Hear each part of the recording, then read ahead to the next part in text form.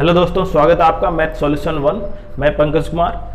आज इस वीडियो में हम जो 2025 में खासकर सीजीएल में जो चेंजेस होने वाले हैं, जिसमें पैटर्न चेंज की बात आ रही है, सिलेबस चेंज और टीयर 3 भी ऐड हो सकता है, उन सब बातों के ऊपर थोड़ा सा डिस्कस करेंगे। लेकिन सबसे इंपॉर्टेंट कि आपकी तैयारी, देखिए आपकी तैयारी इन पॉइंटों पर बहुत ज्यादा प्रभावित होगी।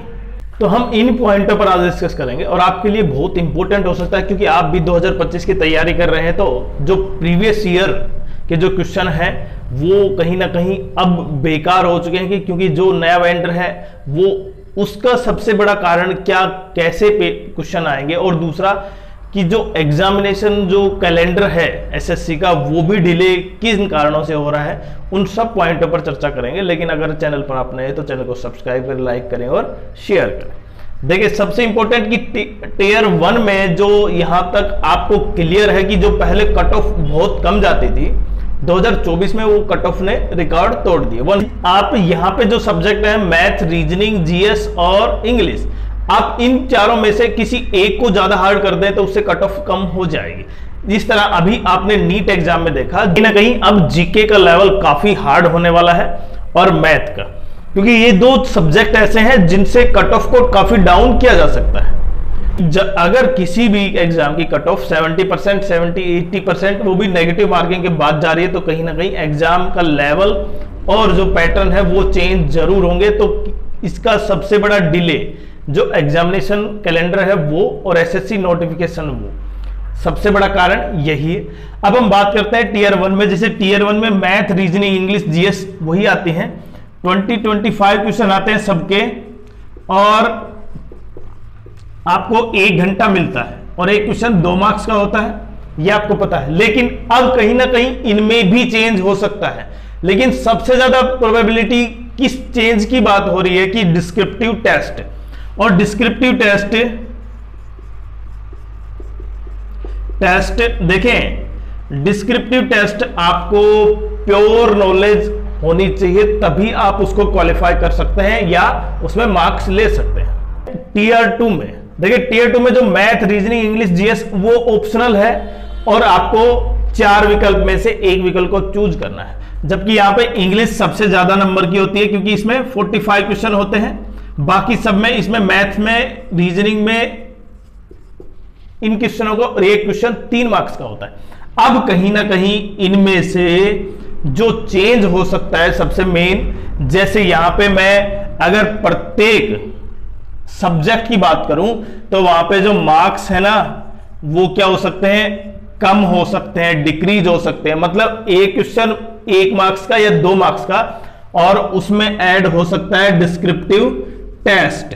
और डिस्क्रिप्टिव टेस्ट किस किस का हो सकता है, देखिए यहां पे मैथ्स का हो सकता है डिस्क्रिप्टिव टेस्ट, और जीएस का हो सकता है। और जीएस ही सबसे मेन पॉइंट है जो आपको क्लियर करवाएगी कि आपका टीयर 2 मतलब डिस्क्रिप्टिव टेस्ट। अब वो टीयर 3, जैसे पहले टीयर 3 होता था, डिस्क्रिप्टिव टेस्ट क्वालिफाइंग नेचर का होता था, लेकिन अब वो शायद क्वालिफाइंग नेचर का नहीं होगा। बिल्कुल सही सुना आपने कि डिस्क्रिप्टिव टेस्ट क्वालिफाइंग नेचर का नहीं होगा। आपको उसमें अच्छे मार्क्स लेने होंगे, और उसके बाद ही कहीं ना कहीं आप दोनों कंबाइन करने के बाद ही मेरिट बनेगी। लेकिन अब सबसे मेन पॉइंट यह है कि क्या एसएससी एक दिन में इन दोनों को, और उसके बाद डीईएसटी और सीपीटी, क्या दोनों को करवा सकती है, तीनों चीजों को? तो सबसे मेन पॉइंट तो यह है कि देखिए यहां पे कि अगर एक ही दिन में तीनों को होता है तो कहीं ना कहीं काफी लंबा लेंदी प्रोसेस होगा। और अगर एसएससी इसके बजाय टीयर 3 को एक नेक्स्ट डे में करवाती है इनके रिजल्ट के बाद, देखिए वो प्रोसेस लंबा हो जाएगा, और उस तरह एसएससी बिल्कुल नहीं चाहेगी। तो कहीं ना कहीं सबसे मेन पॉइंट क्या आता है, यहां पे जो 2 घंटे मिल रहे हैं ना आपको, 1 घंटा यहां पे, 1 घंटा यहां पे, ये हो सकता है टोटल केवल 1 ही घंटा मिले। बिल्कुल सही सुना आपने कि यहां पे जो 60 मिनट यहां पे मैथ, रीजनिंग की मिलती थी, इंग्लिश, जीके की 60 मिनट मिलती थी, अलग अलग 60-60, अब हो सकता है कंबाइन दोनों के लिए ही 60 मिनट हो, मतलब 1 घंटा। और 1 घंटा इसके लिए, तो टीयर 3 के लिए डिस्क्रिप्टिव टेस्ट के लिए 1 घंटा हो सकता है और 1 घंटे में आपकी जांच बिल्कुल सही ढंग से कर सकती है एसएससी, जिसमें डिस्क्रिप्टिव में जीएस और मैथ्स दोनों शामिल होते जो पहले होता था। और बिल्कुल सही बात सही आपने कि जब मैथ्स का और जीएस का जो डिस्क्रिप्टिव टेस्ट होगा उसका लेवल जज करने के लिए आपको वास्तव में बहुत अच्छे ढंग से आना चाहिए, पढ़ना चाहिए, बहुत अच्छे ढंग से समझना चाहिए। जैसे एक सिंपल सी बात करूं, अगर एक मैथ का क्वेश्चन है और अभी तक आपने जो बिल्कुल शॉर्ट फॉर्मूले से टीयर 1 में टीयर 2 में जो लगातार शॉर्ट फॉर्मूले चल रहे थे ना कि ऑप्शन देखकर क्वेश्चन सोल्व करना, अब हो सकता है उस तरह से बिल्कुल क्वेश्चन को सोल्व नहीं किया जाए। क्यों?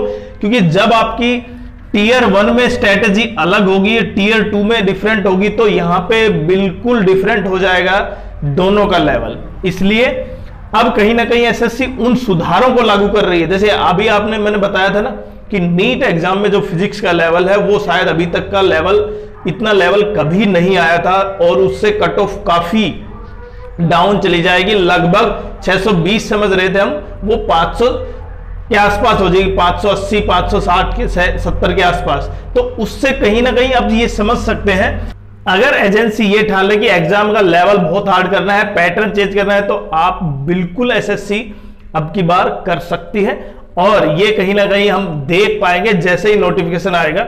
लेकिन सबसे इंपॉर्टेंट, अब जिन बच्चों की तैयारी, क्योंकि आपने तो ऑप्शनल बेसिस पे की है, उनके लिए क्या ऑप्शन है, क्या उनके लिए एक ये एडवांटेज होगा या डिसएडवांटेज होगा, वो सबसे मेन पॉइंट है।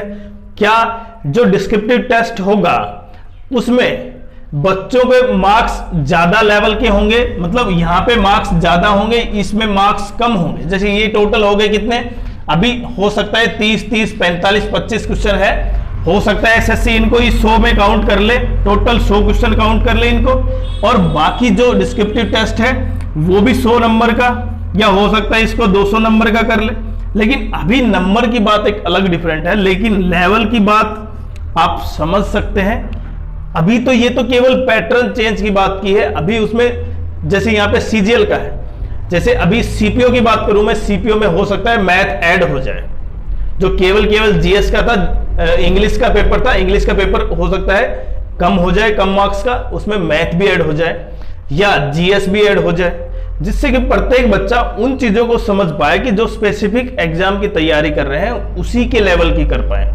और सबसे इंपॉर्टेंट ये है, जैसे पैटर्न की बात की मैंने, और अब की बार सिलेबस की बात करूं तो मैं यहां पे, अगर सिलेबस में चेंज हुआ तो जो आपकी पीछे की पढ़ाई है ना वो शायद चेंज होगी, और इससे बिल्कुल जो नए बच्चे हैं जो 2025 में पहली बार एग्जाम देंगे या दूसरी बार एग्जाम देंगे मैक्सिमम, लेकिन जिन्होंने 3-4 साल से एग्जाम दे रहे हैं और जो कहीं ना कहीं सर्विस में है, जॉब में है, जो पहले 2023-22 में पोस्टल असिस्टेंट, शॉर्टिंग असिस्टेंट, मतलब जो 2400-2800 ग्रेड पे में लगे थे, उनको लगता था कि अब भी कंप्लीट कर लेंगे, उनके लिए भी एक बड़ा टास्क हो सकता है, क्योंकि उन्होंने उस तरह की पढ़ाई अभी तक नहीं की है कि डिस्क्रिप्टिव टेस्ट का लेवल हो सके।